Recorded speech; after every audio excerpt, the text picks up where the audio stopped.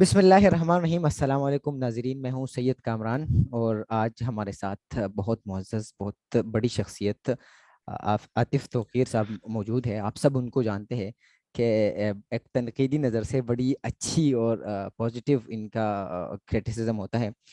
ان کے علاوہ یہ ڈیجیٹل جرنلسٹ بھی ہے، ان کے ساتھ ساتھ یہ ایک بہت اچھا شاعر ہے۔ تو سر، آپ نے وقت دیا، بہت شکریہ کہ آپ نے بہت قیمتی وقت مجھے دیا۔ میرا پہلا سوال آپ سے یہ ہے کہ سر، آپ آج کل جو کہ آپ جس دور میں ایک جرنلسٹ بنے، اس دور میں تو زیادہ تر لوگ کا رجحان مین اسٹریم میڈیا کی طرف تھا کہ وہاں پہ کوئی سیٹ انکرشپ یا کوئی پروگرام ملے، رپورٹنگ ملے۔ آپ اس طرف کیوں نہیں گئے؟ آپ اپنے الگ لوگوں سے الگ کیوں آئے، اور خاص طور پر سوشل میڈیا کا راستہ آپ نے کیوں اختیار کیا؟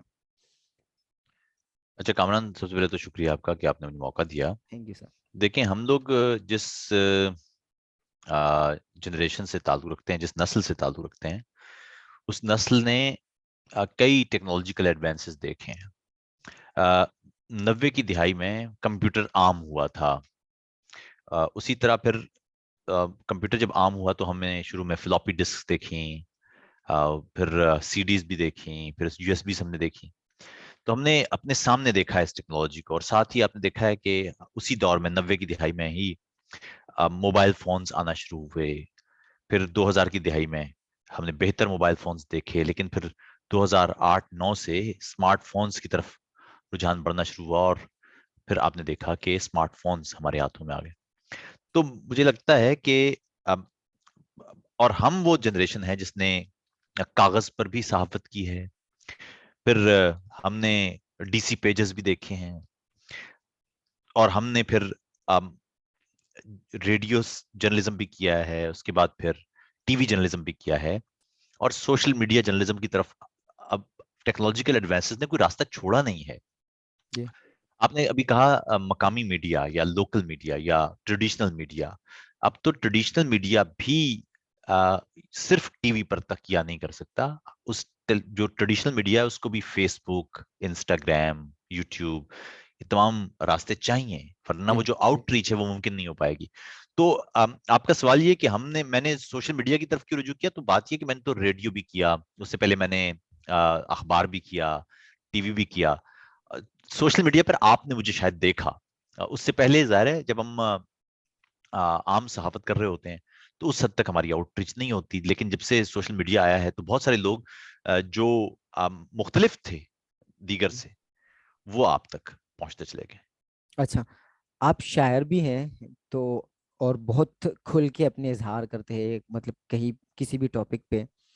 تو اکثر شاعروں کو تو ملک کا غدار، جس طرح آپ، مطلب آپ جس انداز میں شاعری کرتے ہیں، تو ان کو اکثر ان پہ غداری کا الزام لگتا ہے۔ اس حوالے سے آپ کیا کہیں گے؟ وہ دیکھیں، وہ تو ہم کب پرانی روایتیں ہیں، جب سے آم، جب سے انسان دنیا میں ہے، اور جب سے ہم ایک باقاعدہ یا منظم معاشروں میں رہتے ہیں یا تہذیب میں رہتے ہیں، کوئی بھی شخص جو اس معاشرے کے آ، مروجہ یا مان لیے جانے والے لیکن ساتھ ہی ساتھ ظالمانہ رویوں کو چیلنج کرتا ہے، وہ اپنے دور میں ہمیشہ زیر عتاب رہتا ہے۔ وہ پیغمبر ہوں، کہ وہ ولی ہوں، کہ وہ عام افراد ہوں، جو شخص بھی ظلم کے خلاف آواز اٹھائے گا، زیادتی کے خلاف آواز اٹھائے گا، یا سچ بات کرنے کی کوشش کرے گا، آ، اس کو مخالفت کا سامنا تو کرنا پڑتا ہے۔ میں اس سے پہلے بھی آپ کو ایک دوست سے گفتگو میں کہہ چکا، آ، پیغمبر جو ہوتے ہیں نا، ان کے ساتھ تو وہی بھی ہوتی ہے، ان کے پاس ظاہر ہے ان کی ان کا عزم ایک عام انسان سے ہزاروں کروڑوں گنا زیادہ مضبوط ہوتا ہے، خدا ان کے ساتھ ہوتا ہے۔ لیکن آپ یہ دیکھیں کہ طائف میں آ، ہم بقول یا یوں سمجھے کہ ہمارے عقیدے کے مطابق جو اس کائنات کے سب سے عظیم تر، معتبر ترین انسان ہے، رسول اللہ صلی اللہ علیہ وسلم، بے شک۔ جب وہ جاتے ہیں طائف میں، خدا بھی ان کے ساتھ ہے، وحی بھی ان کے ساتھ ہے، جبریل بھی ان کے ساتھ ہے، لیکن اس کے باوجود طائف کے لوگ ان کے ساتھ کیا کرتے ہیں؟ تو اگر ان کے ساتھ یہ ہو سکتا ہے تو پھر ہم جیسے لوگ تو ظاہر خاک بھی نہیں ہے، تو ہمیں تو ویسے بھی برداشت کر لینا چاہیے۔ تو اس لیے میرے خیال میں یہ جو فتوے ہیں، یا یہ جو ریاست کی طرف سے القابات ہیں یا ٹرولز پیچھے لگا کے، اس سے فرق اس لیے نہیں پڑتا کیونکہ ہم سے بہت بڑی بڑی شخصیات وہ اس سے زیادہ گھنونے اور شدید مظالم کا شکار ہو چکی ہیں. تو اس لیے میرے خیال میں ہم تو کچھ بھی نہیں ہے، اور ہمارے ساتھ تو ہوا بھی کچھ نہیں ہے. زیادہ اہم تو یہ ہے کہ اس دیس میں ہزاروں لوگ ہیں، لاکھوں کروڑوں لوگ ہیں، جو ان رویوں کی وجہ سے، جن رویوں پر ہم تنقید کرتے ہیں، ان کی وجہ سے وہ ان کی زندگیاں داؤ پر لگی ہوئی ہیں. تو اس سے فرق نہیں. وہ کہتے ہیں نا، وہ ایک ہندوستانی شاعر ہے، میں نام بھول رہا ہوں ان کا، ان کا شعر ہے کہ زلزلوں کے خوف سے کیا گھر بنانا چھوڑ دیں. تو ہاں زلزلے تو آئیں گے، لیکن ظاہر ہے ہم نے گھر تو بنانا جی. جو لوگ مطلب زیادہ تر جو لوگ ڈیجیٹل جرنلزم کی طرف ہے اور جو ڈیجیٹل جرنلسٹ ہیں، ان کو ابھی تک ہمارے معاشرے میں ایکسیپٹنس نہیں ملی ہے. مطلب وہ ان کو لوگ ڈیجیٹل جرنلسٹ نہیں مان رہے. تو آپ کے خیال میں کب تک یہ معاشرہ ان لوگوں کو ڈیجیٹل جرنلسٹ ماننے تک تیار ہو جائے گا؟ ہے. لیکن کامران، جو جرنلزم ہے نا، اس کے لیے ایک جرنلزم ایک پروسیس کا نام ہے. جرنلزم کی ظاہر ہے بہت ساری سطحیں ہیں، آپ ان کو اس طرح جانتے ہیں.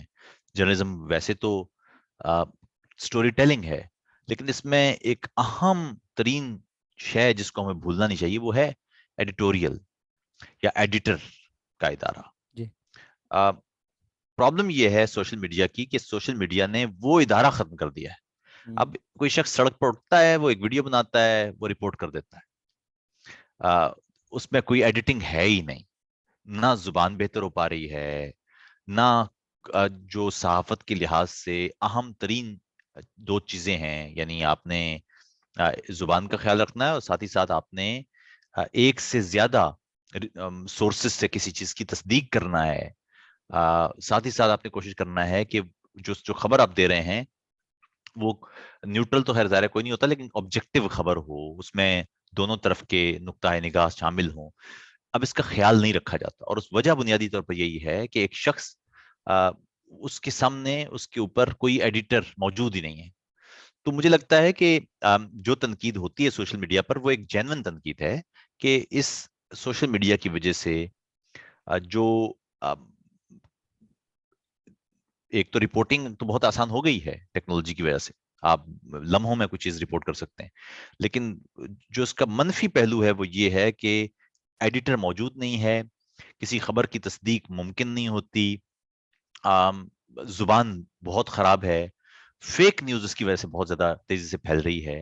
یا کوئی شخص ایک پوسٹ لکھتا ہے، وہ واٹس ایپ پہ ڈال دیتا ہے، واٹس ایپ سے شیئر ہونا شروع ہو جاتی ہے، آگ کی طرح پھیل جاتی ہے. ہندوستان میں ہم نے دیکھا کئی ایسے لوگ لنچنگ میں مارے گئے، اور وجہ تھی واٹس ایپ کی کوئی فیک خبر. تو یہ جو تنقید ہے، ظاہر ہے یہ تنقید ہے. ایسے میں مجھے لگتا ہے کہ جو صرف ڈیجیٹل جرنلسٹ جس کو آپ کہہ رہے ہیں، یعنی سوشل میڈیا پر جرنلزم کرنے والا، جی. اس کے بارے میں یہ سوال اٹھتا رہے گا اور اٹھنا چاہیے کہ اس کی خبر کی تصدیق کیسے ہو. یہ میرے خیال میں اب ایک جینوین سوال ہے. جی. آپ نے سوشل میڈیا کی بات کی اور بڑی تفصیل سے بات کی، تو یہ حکومت بھی سوشل میڈیا کو ریگولیٹ کرنے کی بات کر رہی ہے. اس حوالے سے آپ کیا کہیں گے؟ دیکھیں، سوشل میڈیا کو ریگولیٹ کرنے کی بات کا تو بنیادی مدعا یہ ہے، اس سے پہلے صرف یہی حکومت نہیں، اس سے پہلے نون لیگ نے سائبر ایکٹ بنایا تھا، اور تب بھی شور مچایا ہم نے کہ دیکھیے صحافت کو ریگولیٹ کرنے کے لیے صحافتی ادارے مضبوط ہونے چاہیے، صحافتی اداروں کی مدد ہونا چاہیے. ریاستیں جب یہ طے کرتی ہیں یا حکومتیں جب یہ طے کرتی ہیں کہ کون سی خبر جانا چاہیے اور کون سی خبر نہیں جانا چاہیے، اس کو سینسر کہتے ہیں. اور وہ سینسر شخصی لیول پر بھی ہوتا ہے، یعنی سیلف سینسر بھی ہوتا ہے، اس کے بعد پھر وہ ادارے کے طور پر بھی، پھر وہ ایڈیٹر کے طور پر بھی، پھر وہ کئی سطحوں پر وہ ہوتا ہے. اور اس کے نقصان یہ ہوتا ہے کہ پھر لوگوں تک جو خبر ہے یا انفارمیشن ہے وہ پہنچ نہیں سکتی. میڈیا کی ڈیفینیشن یہ ہے کہ free market space of ideas or a free marketplace of ideas, a place where you can find different ideas, different ideologies, different kind of information, and then you obtain different information, and then you form your own knowledge based upon different ideas. تو اب problem یہ ہو رہی ہے کہ ہمارے ہاں جان بوجھ کے وہ ایک طرح کی خبر، ایک خاص انفارمیشن، اس پر زور دیا جاتا ہے اور کوشش کی جاتی ہے کہ وہ ہو. اور حکومتیں اگر یہ ریگولیٹ کرنے کی کوشش کریں گی تو نقصان ہوگا. انفارمیشن کو کسی صورت بھی حکومتوں کو اس معاملے میں نہیں پڑنا چاہیے. اس حوالے سے میرے خیال میں جو بہتر ترین طریقہ ہے وہ صحافتی ادارے ہیں. پاکستان میں صحافتی اداروں کا انفراسٹرکچر موجود ہے, ان کو اسٹرینتھن کرنے کی ضرورت ہے. جی. جہاں تک میں نے آپ کو فالو کیا، اور ویسے میرے کولیگ بھی اکثر آپ ہم بیٹھے تو آپ کے بارے میں بات کرتے ہیں، تو آپ کو زیادہ تر اینٹی اسٹیبلشمنٹ دیکھا گیا، اس حوالے سے آپ کیا کہیں گے؟ دیکھیں بات یہ ہے کہ اینٹی کوئی میں پاکستان میں ایک کانسٹیٹیوشن ہے. پاکستان ایک اسٹیٹ ہے. ایک اسٹیٹ ایک پولیٹیکل ٹرمینالوجی کا نام ہے, ایک سیاسی اصطلاح کا نام ریاست ہوتا ہے, اور وہ ریاست کھڑی ہوتی ہے کانسٹیٹیوشن پر.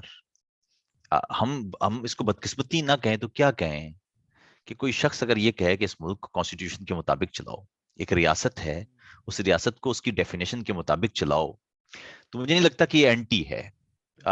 اگر کوئی شخص یہ کہے کہ پاکستان کی فوج پاکستان کے کانسٹیٹیوشن کے تحت کام کرے, مجھے نہیں معلوم کہ یہ کیسے اینٹی فوج بنتی ہے یہ بات. اگر آپ کو کہا جائے, اگر آپ کوئی جرم کر رہے ہوں اور ایک شخص کہے کہ یار یہ زیادتی نہ کرو, یہ قتل نہ کرو, تو آپ کو لگے گا کہ آپ کے اینٹی بات ہو رہی ہے یا آپ کے حق میں بات ہو رہی ہے؟ یہ ہے سوال. جی. اگر کوئی بچہ ہے اور وہ منشیات کی طرف جا رہا ہے اور آپ اس کو روکتے ہیں, تو آپ اس کے حق میں ہیں یا اس کے خلاف ہیں؟ تو میری رائے میں جس کو آپ اینٹی اسٹیبلشمنٹ کہہ رہے ہیں یا اینٹی فوج کہہ رہے ہیں, یہ اینٹی بات نہیں ہے. یہ پاکستان کے لیے, یہ اس ادارے کے لیے, اس ادارے کے وقار کے لیے اور پاکستان کے دیگر اداروں کے لیے, پاکستان کی مضبوطی کے لیے یہ بات ہے کہ اگر پاکستان میں کوئی ادارہ ہے یا کوئی محکمہ ہے اور وہ چاہتا ہے کہ پاکستان کے لیے کنٹریبیوٹ کرے, تو اس کا سادہ ترین طریقہ یہ ہوگا کہ وہ پاکستان کے کانسٹیٹیوشن کے تحت کام کرے. اس کو میں یوں سمجھا دیتا ہوں آپ کو یا آپ کے دیگر احباب جو اس گفتگو کو سنیں. دیکھیے ایک اینٹی ہے, اس کا نام ہے طالبان. جی. طالبان سے ہمارا کیا اختلاف ہے؟ وہ کہتے ہیں جی پاکستان میں اسلامی نظام نافذ کر دیں. جی. وہ تو جماعت اسلامی بھی کہتی ہے, وہ ہاں. تو مولانا فضل الرحمان بھی کہتے ہیں, وہ تو درجنوں ایسی جماعتیں ہیں جو کہتی ہیں. تو پھر طالبان سے کیا اختلاف ہے؟ جی. طالبان سے واحد اختلاف یہ ہے کہ وہ یہ کہتے تو ہیں کہ اسلام نافذ کر دیں, مگر وہ پاکستان کے کانسٹیٹیوشن کو نہیں مانتے, وہ پاکستان کے دستور کو نہیں مانتے, اور وہ کہتے ہیں کہ ہم بندوق کے زور پر آپ پر اپنا نظریہ تھوپ دیں گے. یہاں ہے اختلاف. ان کے اسلام پر یا ان کے شریعت پر اختلاف نہیں ہے. نہیں ہے بالکل. اختلاف اس بات پر ہے کہ آپ بندوق کے زور پر پاکستان کی 22 کروڑ عوام پر اپنی رائے نہیں تھوپ سکتے. آپ کانسٹیٹیوشن کو مانیں, ہتھیار پھینکیں, سیاسی جماعت بنائیں, عوام سے ووٹ لیں, پارلیمان میں جائیں, جو دستور بنانا ہے یا جو دستور میں تبدیلی کرنی ہے, وہ دستور میں لکھا ہے پاکستان کے کانسٹیٹیوشن کو, پاکستان کے لاء کو تبدیل کرنے کا طریقہ, اس کو فالو کریں. مسئلہ یہ ہے کہ اگر فوج بھی یہی کام کرے گی, فوج بھی اگر پاکستان کے کانسٹیٹیوشن کو نہیں مانے گی, فوج بھی اگر پاکستان کے دستور کو ماننے سے انکار کرے گی, فوج بھی اگر اپنا حلف توڑے گی, تو مجھے صرف یہ بتائیے کہ طالبان میں اور فوج میں آپ فرق کیسے کریں گے؟ بالکل. یہ ہے جی. فرق. تو اگر کوئی شخص یہ کہے کہ طالبان غلط ہیں, کام کر رہے ہیں, تو اصل میں یہ طالبان کے خلاف بات نہیں ہے, یہ تو بڑی کانسٹیٹیوشنل بات ہے کہ آپ کانسٹیٹیوشن کو مانیں.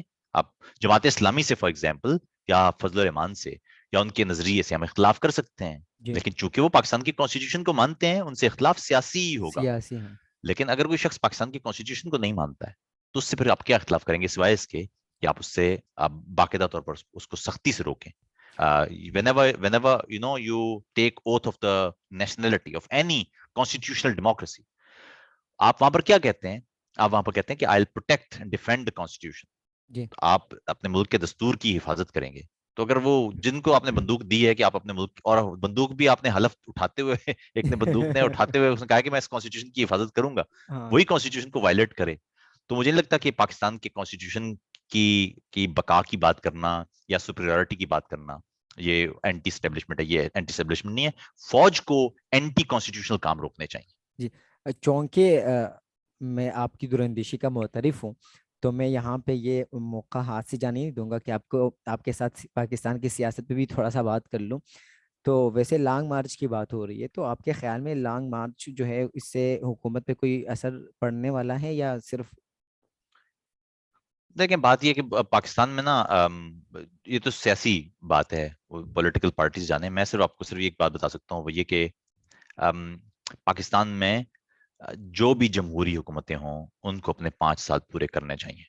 عمران خان کو پاکستان کے اپوزیشن نے جب حلف اٹھا لیا تھا کانسٹیٹیوشن کے تحت, پارلیمان کا. اب عمران خان پرائم منسٹر ہیں.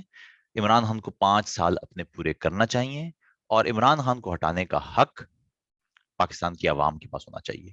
ہمیں ہر صورت میں یہ رویہ اب ترک کرنے کی ضرورت ہے کہ آپ ہر کچھ عرصے بعد انتخابات پیدا کرتے ہیں اور کوشش کرتے ہیں کہ جو پارلیمان ہے وہ 5 سال پورے نہ کرے, یا آپ کسی طرح سے بھی کوئی وزیر اعظم اپنے 5 سال پورے نہ کرے.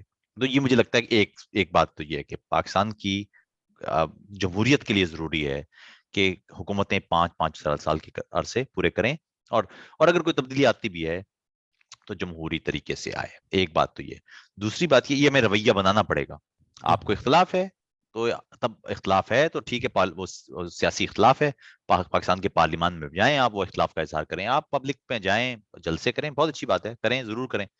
دوسری بات لیکن یہ ہے کہ پاکستان میں پچھلے کچھ عرصے میں عمران خان کے دور میں پاکستان کے جو ادارے ہیں وہ کمزور ہوئے ہیں. پاکستان میں عدلیہ کا ادارہ کمزور ہوا ہے, الیکشن کمیشن کا ادارہ کمزور ہے, تو کمزوری ہو رہی ہے اداروں میں. پاکستان کی معیشت بری طرح سے کمزور ہوئی ہے, اور اس کی وجہ یہ تھی کہ جو مفاہمت کا عمل ہو سکتا تھا, اکانومی کے لیے بھی انتہائی ضروری ہوتا ہے کہ آپ کے اختلافات کتنے بھی ہوں لیکن ملک میں ایک نظم باقی رہے. پرائم منسٹر یاد رکھیے گا وہ کوئی سیاسی عہدہ نہیں بنتا. پھر جی جب آپ پرائم منسٹر بن جاتے ہیں تو پھر پورے آپ ملک ملک کا کے ہوتا پرائم ہے منسٹر ہوتے obviously. جی ہیں. تو ایسے میں اگر آپ سب لوگوں کو اون نہیں کریں گے, انکلوسیو اپروچ نہیں اپنائیں گے, بلکہ لوگوں کو اپنے ملک کے اندر ہی آپ تقسیم پیدا کرنا شروع کر دیں گے, اس کا نقصان یہ ہوگا کہ کوئی پیسے نہیں لگائے گا اس ملک کے اندر, اور پیسے نہیں لگائے گا جب بزنس ایکٹیویٹیز نہیں ہوں گی تو اکانومی نیچے ہی جائے گی. تو پاکستان میں آپ دیکھیں ٹرانسپیرنسی کی رپورٹ یہ کہہ رہی ہے کہ پاکستان میں کرپشن ایک سو وہ کتنی چالیسویں نمبر پہ بڑھ بیٹھا گئی ہے. ہے. جی جی جی جی, پاکستان 139 پہ تھا 2010 میں, جی 137 پہ چلا گیا زرداری کے دور میں, 116 پہ چلا گیا نواز شریف کے دور میں, اور اب جبکہ ایک سو ملک میں چار بڑی وہ صادق امین حکومت ہے تو یہ ہے گڑبڑ, اور یہ جی ہوتی چلی جائے گی. اور یہ لوگ پاکستان کے لوگ دیکھ رہے ہیں. مجھے لگتا ہے کہ اگلے انتخابات میں پاکستان کے لوگ, پاکستان کی سول سوسائٹی, پاکستان کے صحافیوں, ہماری کوشش یہ ہونا چاہیے کہ یہ دباؤ بنا کے رکھیں کہ پاکستان میں انتخابات فری اینڈ فیئر ہوں, جی شفاف انتخابات ہوں. پاکستان کی عوام طے کریں کہ انہوں نے کس کو ووٹ دینا ہے, اور وہ جس کو بھی ووٹ دیں وہ کتنا ہی کوئی برا انسان ہو اس کو 5 سال پھر پورے کرنے دیے جائیں. یہ عمل جب 8-10 دفعہ 20 دفعہ چلے گا, فوج کی مداخلت روکی جائے, دیگر اداروں کو استعمال روکا جائے, نظریہ ضرورت کے تحت عدالتیں استعمال ہو رہی ہیں, الیکشن کمیشن کو روکا جائے, عوام طے کریں, عوام بار بار اکاؤنٹیبل بنائیں لوگوں کو, تو پاکستان میں جمہوریت مضبوط ہو جائے گی اور پاکستان بھی مضبوط ہو جائے گا. سر بہت شکریہ, آپ نے بہت قیمتی وقت دیا اور کافی کچھ سیکھنے کو ملا. میں یہاں پہ ریکارڈنگ رکتا ہوں, مجھے ویسے بھی آپ سے کچھ اور 2-3 بارے پوچھنی ہے لیکن آف دی ریکارڈنگ. ہم؟ Thank you.